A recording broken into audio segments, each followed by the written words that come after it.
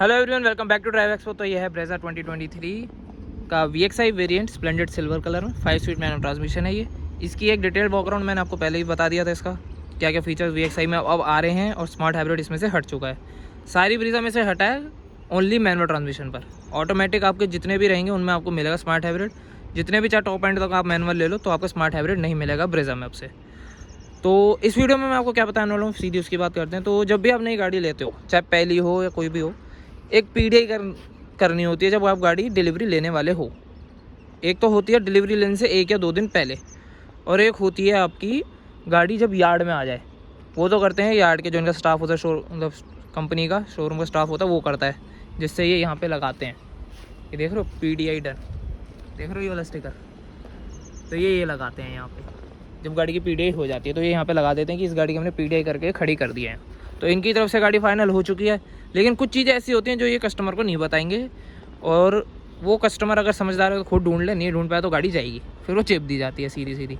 तो मैंने आज स्टेप्स लिखे हुए हैं पूरे इस पेज के ऊपर, दिखाता हूँ। मैं पूरे 14-15 लेके आया हूँ पूरे। एक एक स्टेप करके आपको बताऊँगा कि क्या क्या आपको डिटेल्ड में इसमें चेक करना है कि आपको फुद्दू ना बना दे कोई। तो पहला है जी स्क्रैच। ये तो सबको पता है कि स्क्रैचेस है नहीं है, रीपेंट है नहीं है, तो वो कैसे पता चलेगा? एकदम कड़कती धूप में गाड़ी को लाना है। अभी मैंने वीडियो बनानी शुरू हुई तो धूप भी गायब हो गई, बाकी रोशनी पूरी है तो पता चल जाएगा। और कैसे लगेगा वो मैं आपको अभी बताता हूँ। तो गाड़ी के ना आप इस एंगल पे आ जाओ, ठीक है। एक तो ये हो रही है गंदी। अब वैसे आप देखो ग्रैंड विटारा दिख रही है उसमें, ये देखो ये ग्रैंड विटारा खड़ी है, तो ये पूरी इसमें भी क्लियर दिख रही है, कोई हेजीनेस नहीं है, कोई डल नहीं है, ठीक है। अब ऐसे आप देखोगे, देखो अब इसकी ग्रिल यहाँ पे आपको दिख रही है इस पैनल पे, तो कैमरे में तो नहीं आ रहा, बाकी आप जब रियलिटी में देखोगे ना तो आपको इसमें ये देखना है कि कोई हेजीनेस कि ऊपर नीचे वो तो नहीं है कोई पेंट में। क्लैरिटी देखनी है आपको सीधी सीधी, कि आपको बिल्कुल एकदम स्मूथ सरफेस हो, कोई आपका कहीं पे भी डल ना हो। अब जैसे आप यहाँ देखो, और इसमें आप देख रहे हो ना, अभी गाड़ी गंदी है लेकिन फिर भी मैं इसमें अपने आप को देख पा रहा हूँ। जो रीपेंट होगा ना उसमें आप इतने आराम से अपने आप को देख ही नहीं पाओगे, वो सिल्वर लगेगा पर आपको ऐसा नहीं लगेगा कि मिरर लुक दे रहा हो। देखो इसमें वेगनार भी दिख रही है, मैं भी दिख रहा हूँ, तो ये है। अब बाकी अब आप कोई कहोगे कि कंपनी वाले जो पेंट करते हैं बहुत बढ़िया करते हैं, ये करते हैं वो करते हैं, तो चलो आपकी वो बात भी मान लेते हैं, ठीक है। अब इसमें मैं आपको एक एग्जांपल देता हूँ। गाड़ी का वो पैनल मान लो स्क्रैच लगे, तो वो कोई रेयर ही चांस है, अगर उसे खोले भी सही, वो खोलें चाहे ना खोलें, अगर वो खोलेंगे तो इधर कहीं पर रफनेस नहीं आएगी पूरे पेंट पे, और अगर खोलेंगे तो इधर नहीं आएगी लेकिन पीछे आएगी। वो मैं आपको भी दिखाता हूँ। बोनट खोलते हैं इसका, चलो उधर क्या समझाना, मैं इधर से समझाता हूँ। बोनट खुला तो नहीं, बंद है, मैं इधर से समझा देता हूँ। वही चीज़ उसको खोल के क्या बताना।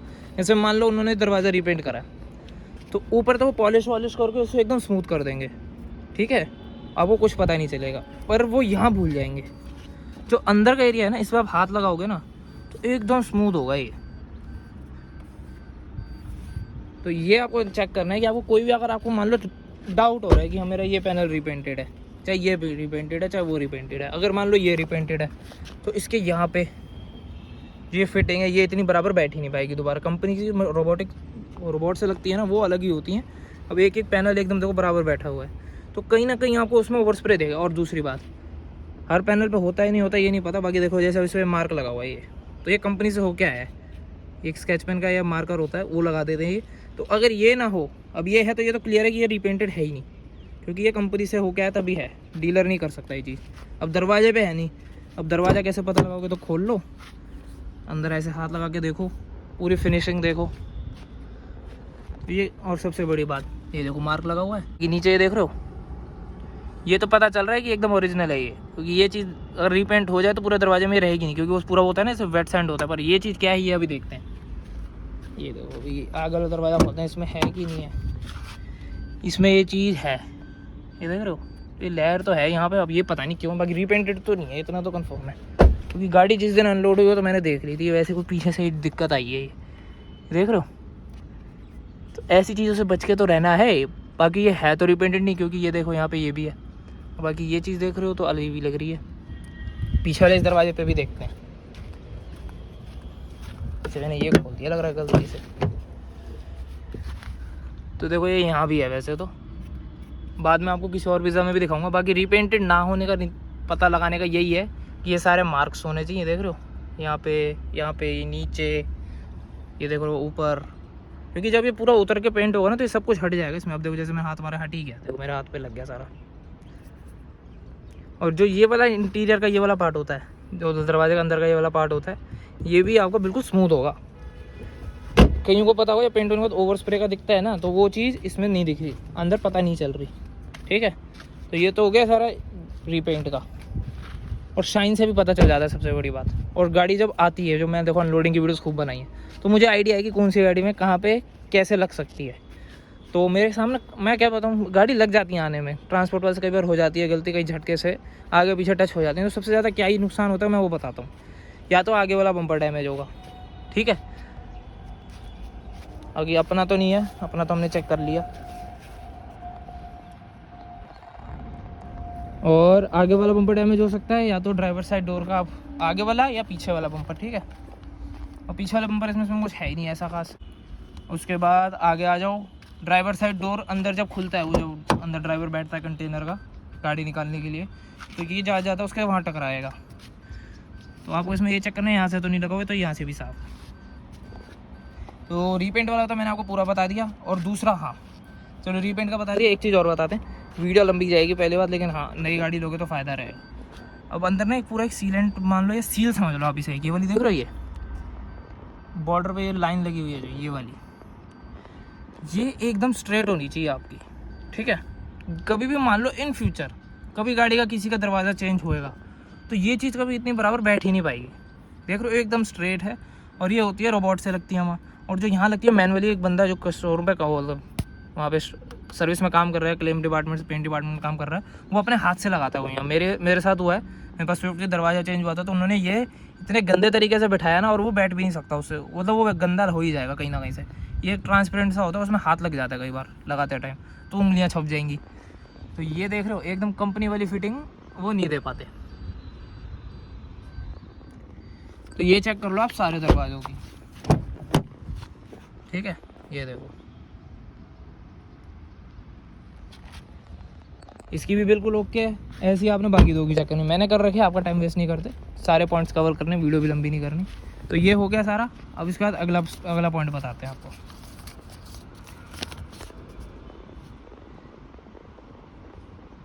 तो एक तो ये, हाँ एक पॉइंट ये हो गया। दूसरा पॉइंट ये है कि मान लो आपको गाड़ी जब आने वाली है, तो आप जब बुकिंग करो, एक अगर मान लो इसमें एक ये कंडीशन भी हो सकती है शोरूम वालों की, गाड़ी हमारे पास अवेलेबल ही खड़ी है, तो आपके इस पॉइंट में मैंने पहले पॉइंट बताता हूँ। चलो, ये आपकी गाड़ी आपने बुक करी है और आपकी गाड़ी आने वाली है, आएगी तो कंटेनर से ही, ट्रांसपोर्ट के थ्रू, डीलर के यार्ड में, जैसे यार्ड में आई हुई हैं।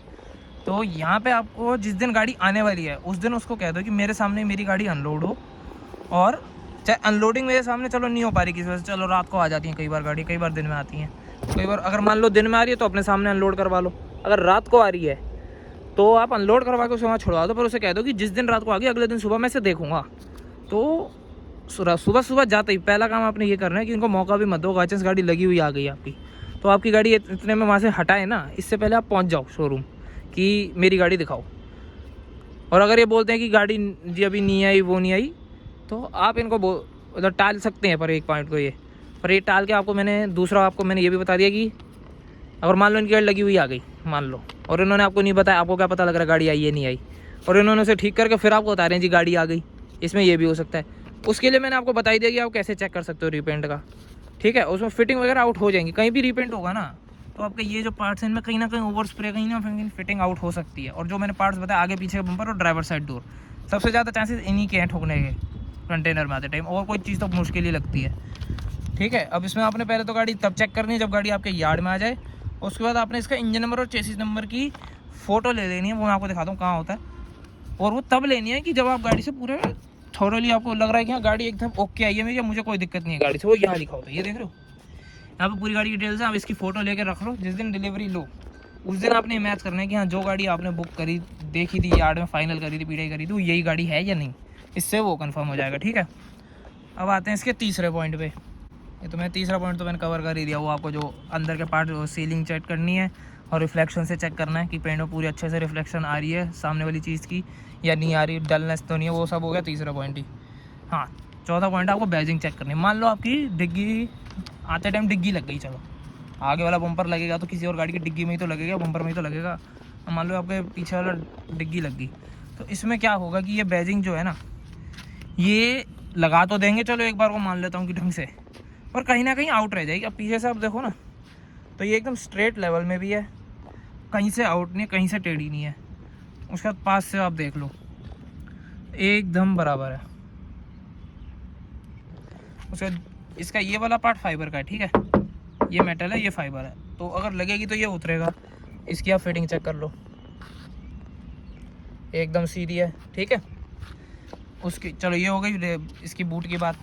ये दो चीज़ें चेक कर लो, बाकी लाइटें वगैरह देखो अगर उतरी होंगी तो साफ पता चल जाएगा। अभी देखो बिल्कुल लाइन में एक साथ। तो ये तो हो गया आपका चौथा पॉइंट।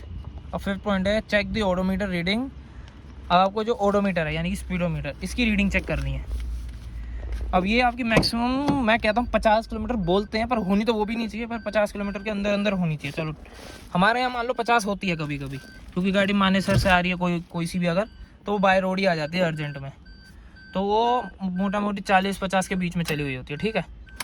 अब हमारी चली हुई है कुल 4 किलोमीटर, ठीक है। और ये कहीं अब ट्रिप A B भी दिखा दूँ मैं आपको, तो वो भी 4.1 पे ही है, ठीक है। तो ये ऑडोमीटर की रीडिंग आपको चेक करनी है, लास्ट 50 होनी चाहिए, वरना ऐसे 4, 10, 15 तक हो तो सबसे बढ़िया। हमारी 4 है तो एकदम ओके है गाड़ी, कोई दिक्कत नहीं है। पाँचों पॉइंट मैंने आपको बता दिया कि ऑडोमीटर की आपको रीडिंग चेक करनी है। अब छठा पॉइंट ये है कि मान लो आपको चेक करनी है दोनों चाबियाँ अपनी। ऐसे आपको दो, आपकी गाड़ी कोई भी चाबी अगर ये वाली है, आपकी फ्लिप की नहीं है, मैनुअली आपको ये इग्निशन वाली है, तो आपने इसमें ये चेक करना है कि आपकी गाड़ी की चाबी अंदर आराम प्यार से एकदम जा रही है स्मूथली, और आराम से हो रही है सब कुछ, ठीक है, कहीं अटक नहीं रही। अब देखो एकदम स्मूथली आ गई। मैं दूसरी मैंने चेक कर लिया, उस पर वैसे वो चढ़ा हुआ है, तो दोनों हमारी स्मूथ है। आपको भी ये चेक करना है, ठीक है। की का हो गया। उसका आपका है check the markings of all parts in the engine पे, वो मैं आपको समझाता हूँ।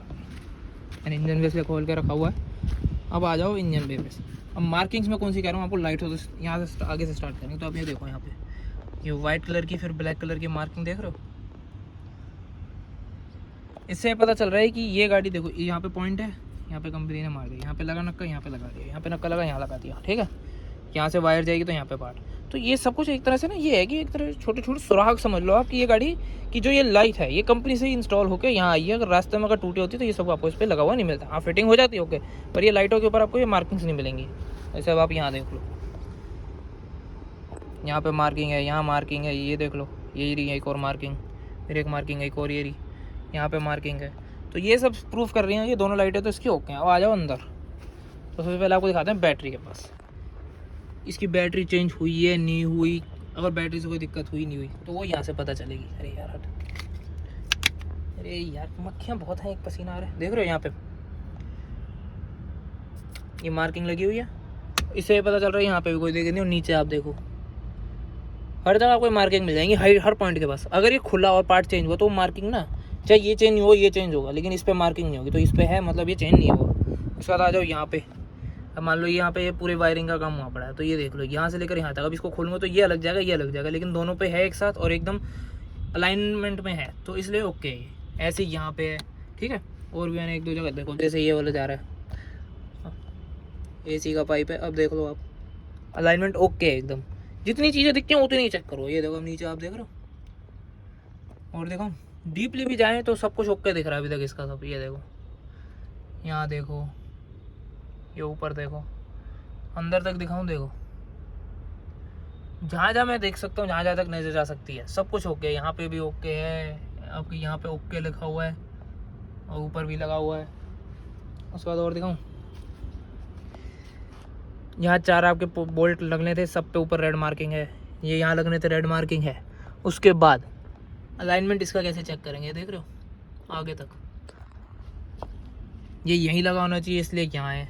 उसके बाद जैसे मैंने कोनों के ड्राइवर के मतलब सारे आपके डोर्स को कोने में मैंने दिखाया था कि कौन सा आपको वो चेक करना है पूरा सीलेंट, तो वो वहाँ दिखा दिया। अब यहाँ का देखो, तो यहाँ पे देख रहे हो पूरा सीलेंट लगा हुआ है, ये यहाँ पे ऐसे ही यहाँ पे, तो ये होता है पूरा बॉडी सीलेंट। ये तो है ना कि पूरी एक ही चीज़ से एक बार फ्रेम बन जाता है, अलग अलग फ्रेम वेल्ड होकर लगते हैं।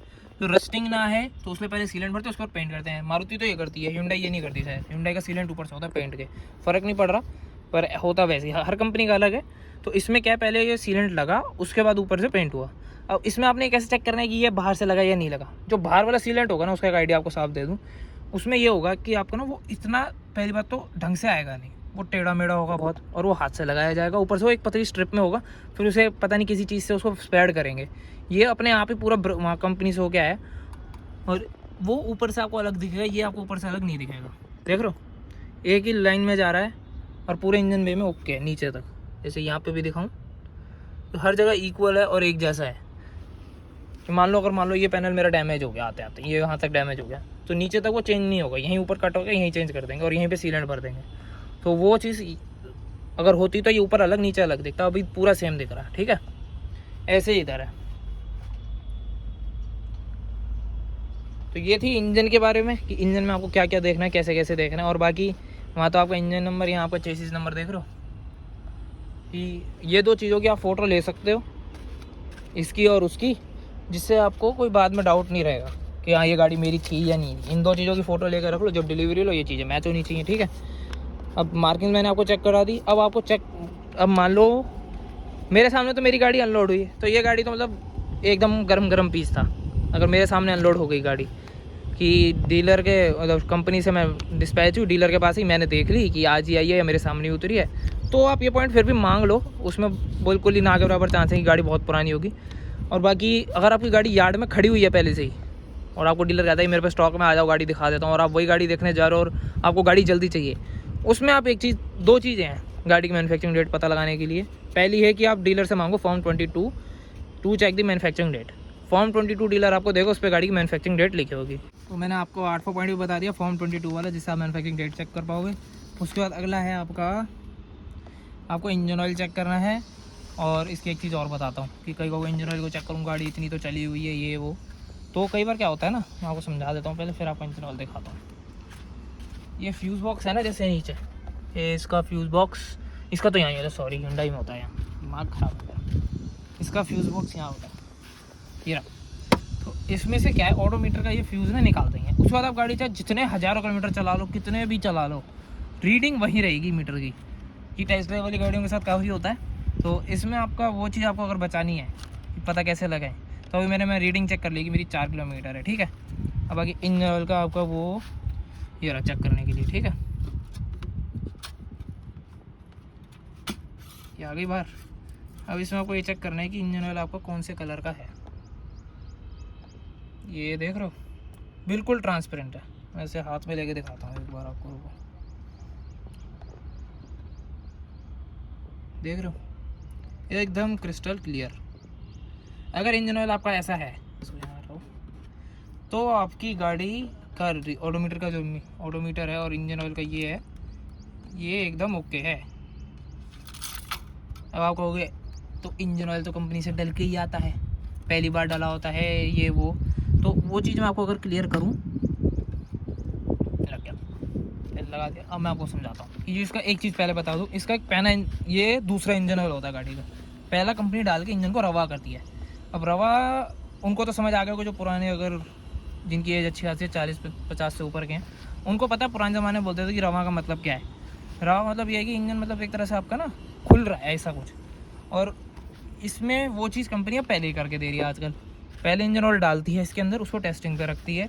जब पूरा टेस्ट हो जाता है इंजन ऑयल एकदम ठीक है, उसके बाद वो इंजन ऑयल पूरा ड्रेन करके आपको नया इंजन ऑयल डाल के फिर गाड़ी आपके पास आती है। उससे पहले टेस्टिंग हो जाती है इंजन की। ठीक है, तो ये आपको इंजन का मैंने आपको बता दिया कि इंजन ऑयल पहले हटा देगी कंपनी टेस्टिंग के बाद, दूसरा आपको डाल के देगी। अब वो आपका अगर क्रिस्टल क्लियर है, मान लो आपकी मीटर की रीडिंग है, मान लो जैसे मेरी 4 है, और आपने ये चेक किया और ये निकला एकदम काला या बिल्कुल ऐसे क्रिस्टल क्लियर नहीं, थोड़ा आपको लग रहा है कि हाँ यूज्ड है। अब मेरा आपने देखा बिल्कुल ट्रांसपेरेंट सही था लगभग। थोड़ा सा तो इंजन ऑयल होता है हल्का, ये तो यानी कि बिल्कुल वाइट होता है, हल्का सा येलो टोन होता है उसमें, लेकिन कई हो जाते हैं बिल्कुल गंदे काले, तो समझ जाओ आपकी गाड़ी चली हुई है और आपका डीलर आपको पागल बना रहा है। तो उस चीज़ में संभाल के अगर आपको रहना है तो ये चीज़ है उसके लिए। बाकी अब 10वां पॉइंट है आपका कूलेंट आपको चेक करना है कि ग्रीन है नहीं है, क्योंकि मैंने अपनी आंखों के सामने कई बार देखा है कि कूलेंट जैसा नीचे देख रहे हो पूरा ग्रीन। और बाकी दूसरा ऑप्शन उसको चेक करने का है यहाँ पे। एक तो ये ना टाइट इतने हो जाता है, खुलते नहीं है कई बार। मेरी का तो ऐसे ही खुलता है, इसका क्यों नहीं खुल रहा? बड़ा टाइट है, खुल गया। इसका ऐसे, मेरी को वैसे है यार।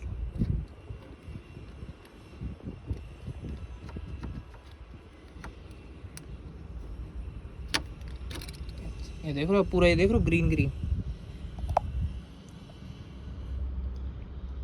ये देखो। इसका मतलब ये है इसमें कभी पानी वानी कुछ नहीं पड़ा, एकदम ग्रीन है। ये देख रहे हो नीचे तो, अगर पानी वगैरह मिक्स होगा ना कंपनी से तो आएगा एकदम ग्रीन कलर का कूलेंट। बाहर से रेयर ही है, अगर इन्होंने अगर मान लो कम है कुछ है तो टॉप अप अगर किया तो ये इतना ग्रीन नहीं रहेगा, ये एकदम बिल्कुल डार्क ग्रीन की शेड में था। देख रहे हो नीचे था पूरा। और जो अगर पानी मिलाया होगा तो इतना डार्क ग्रीन आपको शेड मिलेगी नहीं, और दूसरा अगर कलर का कूलेंट मिला दो तो शेड ही चेंज हो जाएगी। तो इस चीज़ को आप चेक कर सकते हो, इससे फ़र्क कुछ नहीं पड़ेगा, पर ये थोरोली हो जाएगा कि गाड़ी एकदम नई है और ज़्यादा छेड़छाड़ नहीं हुई। और उसके बाद आपका है check the mounting sealants robotic sealant alignment.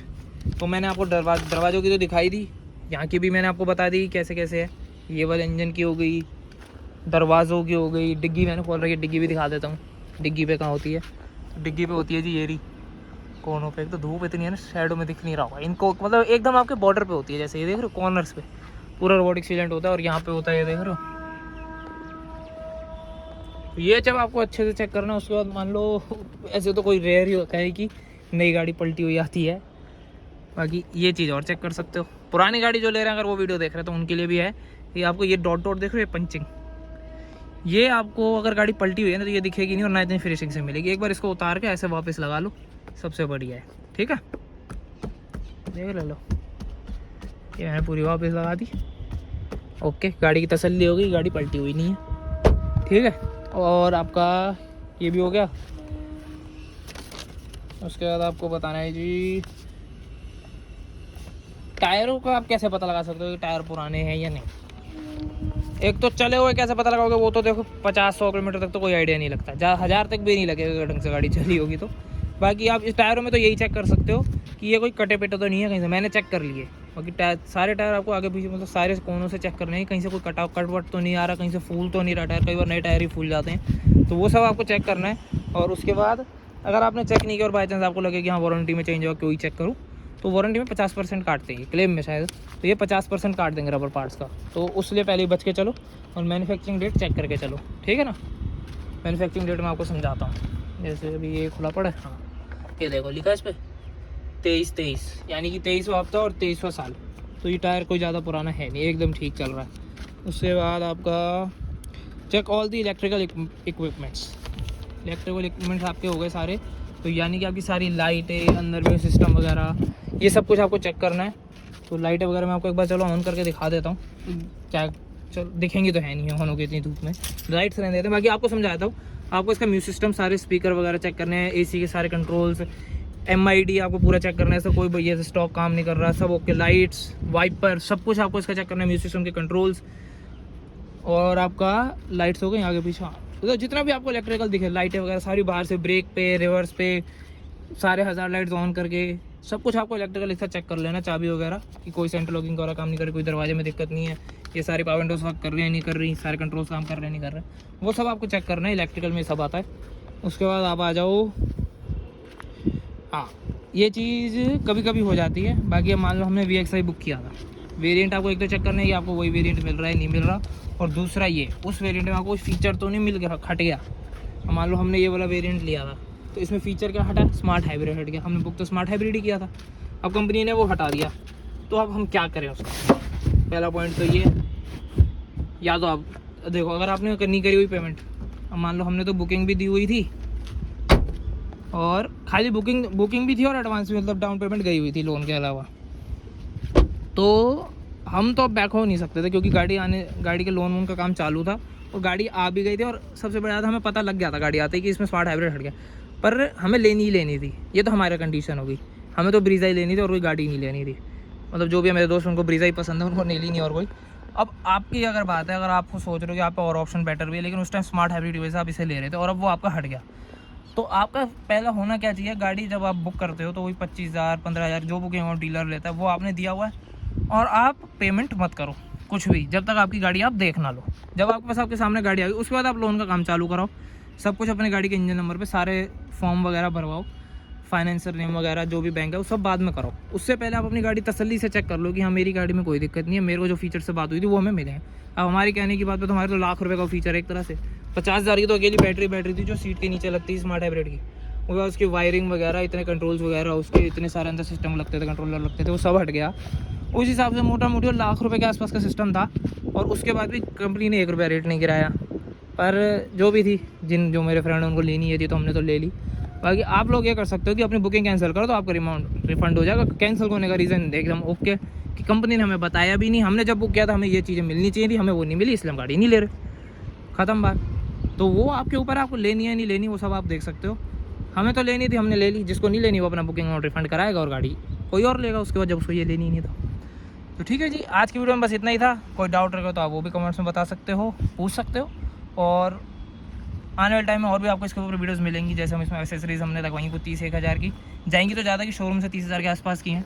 वो सब मैं आपको आने वाली वीडियोस में दिखाऊंगा। जब 1-2 दिन में इसकी हम डिलीवरी लेंगे वो भी बताएंगे, और आपको आफ्टर मार्केट हम इसमें क्या क्या करवाएंगे वो भी बताएंगे। तो अगर वो वीडियोस आपको देखने तो प्लीज़ चैनल को सब्सक्राइब कर लो, और इंटरेस्टिंग वीडियोस आती रहेंगी। तो फिर मिलते हैं आपसे किसी और वीडियो में। Thank you for watching.